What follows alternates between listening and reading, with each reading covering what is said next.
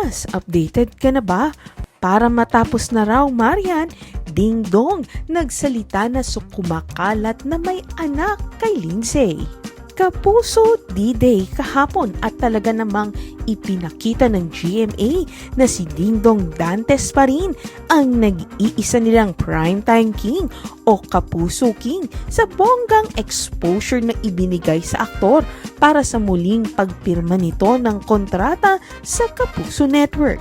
26 years na pala si Ding Dong sa GMA7 at loyal kapuso talaga ito. At kahit naman noon, kapag natatanong namin siya sa mga interviews kung kahit ba minsan ay naisip niyang over the bakod sa ABS-CBN at maging kapamilya, consistent ang sagot niya sa amin.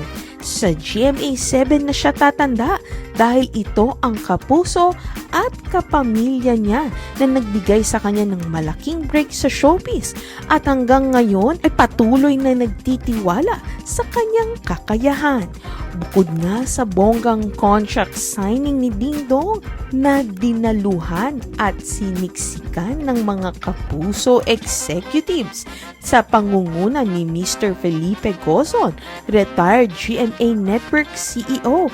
May guesting din si Ding Dong sa Fast Talk with Boy Abunda at Tito Boy Abunda at may interview pa kay Nelson Canlas para sa show nito. And as we expected, hindi nga nakaligtas si Ding Dong sa matanong na si Tito Boy sa latest controversy na namang ibinabato ngayon sa mister ni Marian Rivera. Just last week lang kasi ay nag-viral sa Facebook ang nabuhay na namang isyong di umano'y may anak si Ding Dong sa dating kapuso actress na si Lindsay De Vera. Kaya naman, derechahan ng tinanong ni Tito Boy si Ding Dong. Totoo bang nagkaroon ka ng anak kay Lindsay De Vera? Diretso namang naging sagot ni Ding Dong. Wala po, hindi totoo. Although inamin ni Ding Dong, nagdadalawang isip din naman siya kung sasagutin niya pa ang isyong ito sa guesting niya sa talk show ni Tito Boy dahil alam niyang isa ito sa mga pwedeng itanong sa kanya. Ang ending, nag-decide daw siyang sagutin at once and for all dahil ang dami na ring mahal niya sa buhay ang nagtatanong tungkol dito. May mga tumatawag na po sa akin, mga kaibigan, mga kamag-anak, mga nagmamalasakit because I have a responsibility dito sa aking mga mahal sa buhay, sa aking mga kaibigan. Responsibilidad ko na klaruhin ang isyong ito dahil mahalaga ang aspetong ito para sa akin. I have a responsibility sa aking pamilya, di ba? To clear things like this because I love my wife. I love my family very much, my kids. That's why I'm saying that it is not true.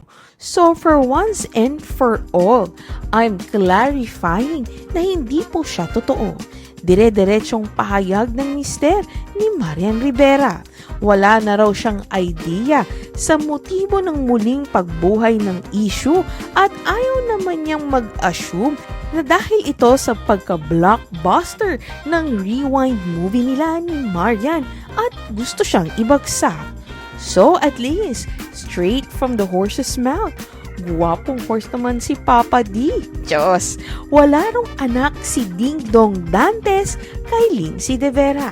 Sana all, as in lahat ng celebrities, ay tulad niyang hinaharap at sinasagot ang issue. Hindi yung kung hindi magwo-walk out may pakiusap sa mga reporters na wag nang tanungin ang artista sa isyong kinasasangkutan nila.